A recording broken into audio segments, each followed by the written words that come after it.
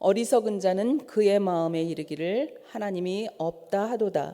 그들은 부패하며 가증한 악을 행하며 선을 행하는 자가 없도다. 하나님이 하늘에서 인생을 굽어 살피사 지각이 있는 자와 하나님을 찾는 자가 있는가 보려 하신즉 각기 물러가 함께 더러운 자가 되고 선을 행하는 자 없으니 한 사람도 없도다. 죄악을 행하는 자들은 무지하냐.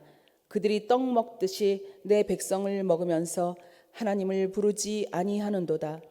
그들이 두려움이 없는 곳에서 크게 두려워하였으니 너를 대항하여 진친 그들의 뼈를 하나님이 흩으심이라. 하나님이 그들을 버리셨으므로 내가 그들에게 수치를 당하게 하였도다. 시온에서 이스라엘을 구원하여 줄 자 누구인가? 하나님이 자기 백성의 포로된 것을 돌이키실 때 야곱이 즐거워하며 이스라엘이 기뻐하리로다. 아멘.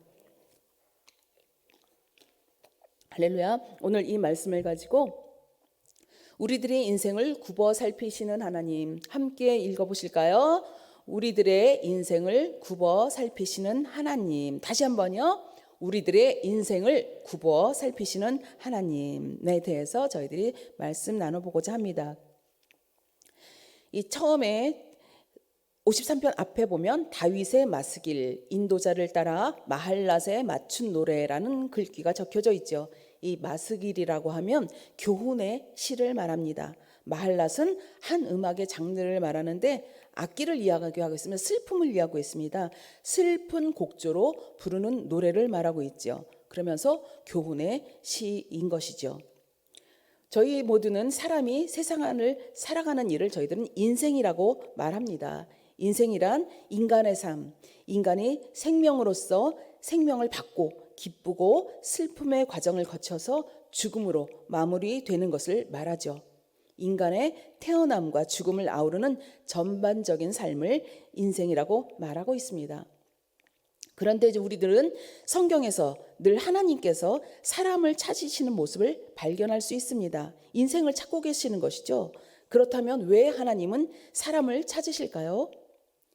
만나시려고 찾으시는 줄 믿습니다. 아멘. 할렐루야. 그렇다면 하나님을 찾으시는데 인간은 어떤 모습일까요? 하나님은 찾고 계시는데 그렇다면 인간은 어떤 모습일까요? 오늘의 시편 53편을 통해서 짧게나마 살펴보고자 합니다. 1절입니다. 어리석은 자는 그의 마음에 이르기를 하나님이 없다 하도다. 그들은 부패하며 가증한 악을 행하며 선을 행하는 자가 없도다 라고 나와 있죠. 이 주어는 무엇이죠? 어리석은 자입니다. 어리석은 자는 히브리어로 나발이라고 하는데 동사에서는 보면 어리석은 자는 동사가 없다, 없도다 라고 나와 있죠. 그래서 저희들이 이 어리석은 자에 대해서 제일 53편 1절 첫 구절인 어리석은 자, 이 주어에 대해서 잠깐 생각해 보기 원합니다. 이 히브리어로 나발이라고 했는데 이 나발이라고 들어보신 적 있으시죠? 나발과 아비가일 이야기 기억나실 것입니다. 이 나발은 해석을 하면 개, 바보, 야비한 자, 어리석다라는 뜻을 가진 자를 말합니다. 성경에서 소개되고 있는 그의 성품과 부합되는 인물이 이 나발인 것입니다. 그는 어리석은 부자였습니다. 하나님의 사람 다윗의 청을 거절했다가 병을 얻어서 죽임을 당하게 되죠. 그의 아내는 다윗의 뜻을 들어주었고 결국 그 이후에 다윗의 아내가 됩니다. 우리는 이 1절의 어리석은 이 나발을 통해서 많은 부분을 생각할 수 있습니다. 나발은 탐욕스러운 부자였고 은혜를 모르는 인간이었고 낙담으로 인해서 죽은 자로 성경에 기록이 되어 있습니다. 이 첫 번째인 나발은 어리석은 자를 나타낼 때 사용되는데요. 그는 자신의 이름과 같은 성격을 가졌습니다. 나발은 원래 유다 지파 갈렙 족속이었죠. 어떤 족속인지 아시겠죠? 그의 인격은 그의 훌륭한 신앙인이었던 선조 갈렙과는 전혀 달랐습니다. 갈렙의 재산을 상속받아서 부유했지만 인색했습니다. 그것이 사무엘상 25장에 기록되어 있습니다.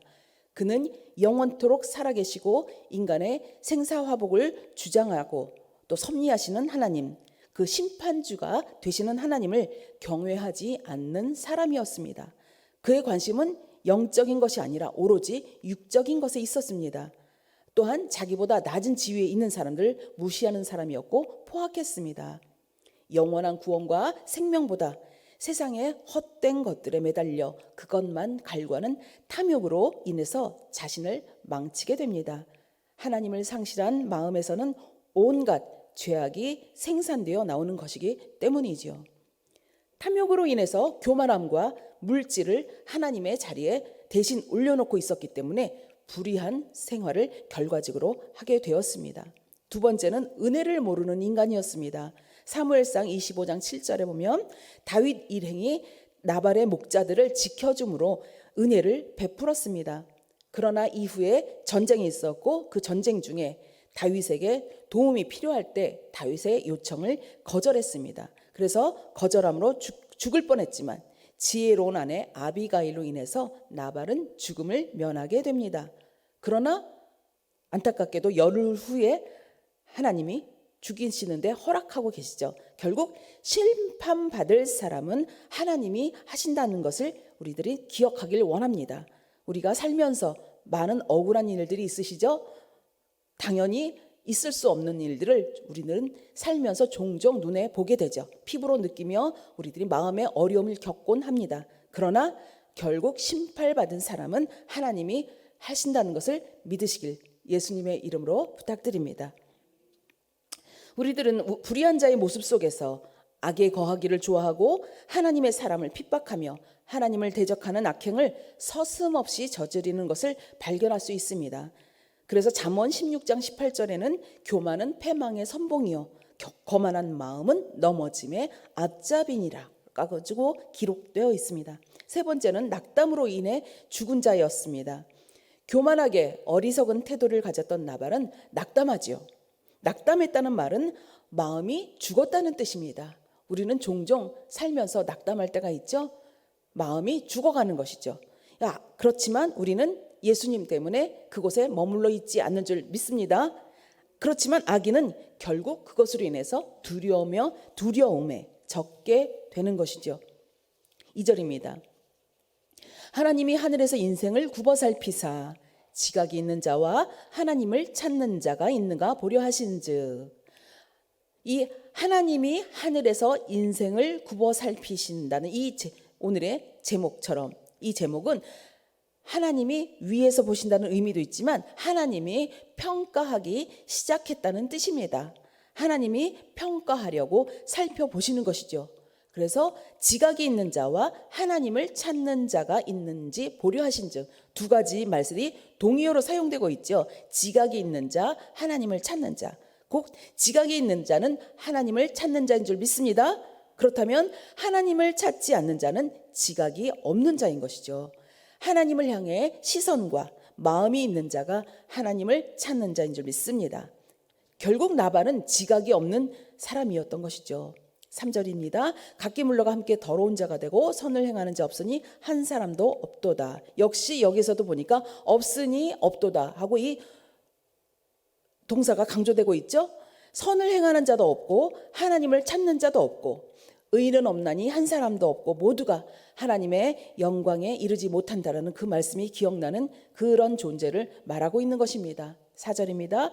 죄악을 행하는 자들은 무지하냐 그들이 떡 먹듯이 내 백성을 먹으면서 하나님을 부르지 아니하는도다.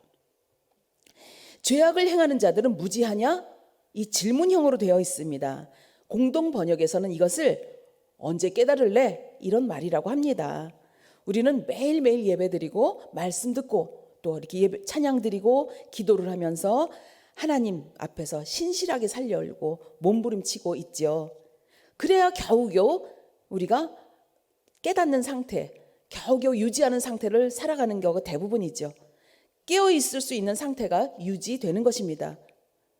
그렇지만 잡초를 마치 그냥 놔두면 자기 멋대로 자라나는 것처럼 우리들의 본성을 그렇게 하나님 안에서 몸부림치지 않으면 그냥 우리들의 그 마음과 생각을 그냥 놔두게 되면 잡초처럼 악한 것들로 가득 차게 되어버리거나 맙니다.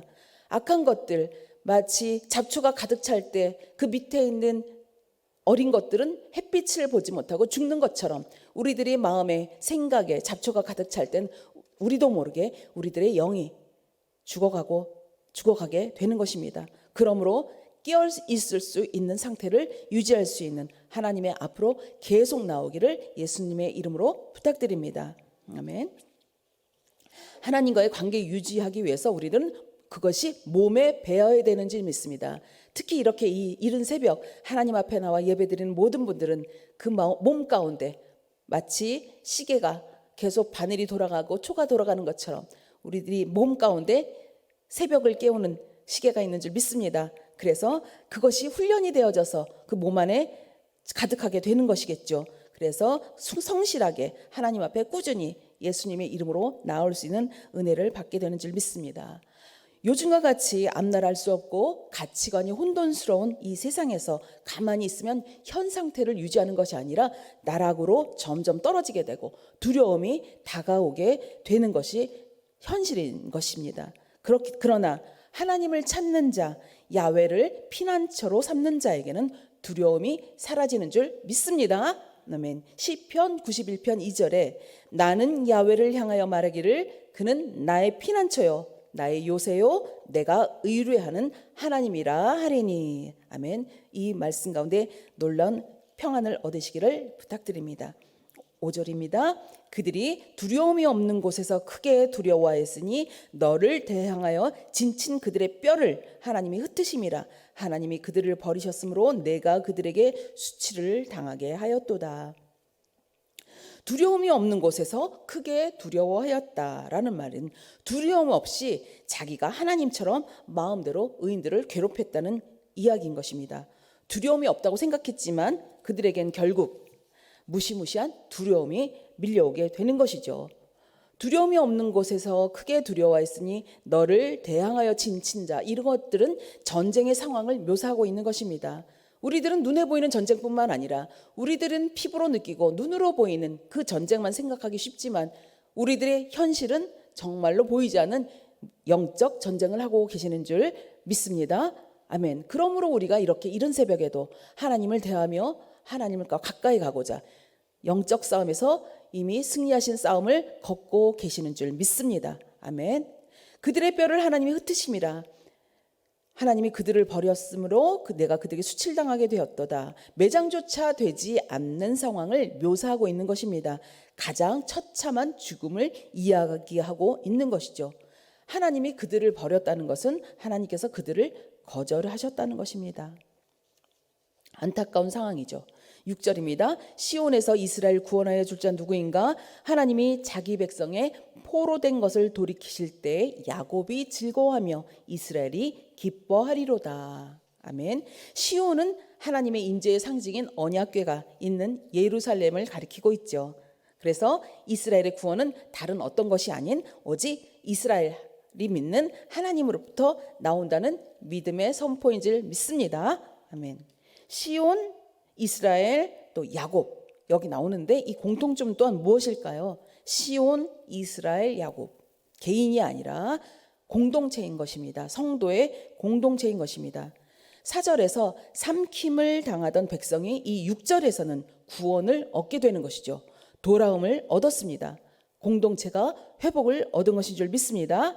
그렇다면 이 전적인 보호하심의 주체는 누구일까요? 예, 우리 아버지 하나님이신 줄 믿습니다. 시온에 자정하고 계신 하나님께서 우리들의 삶을 안위하시고 보호하신다는 것입니다. 아멘. 이 은혜를 누리시기를 예수님의 이름으로 부탁드립니다. 마무리하겠습니다.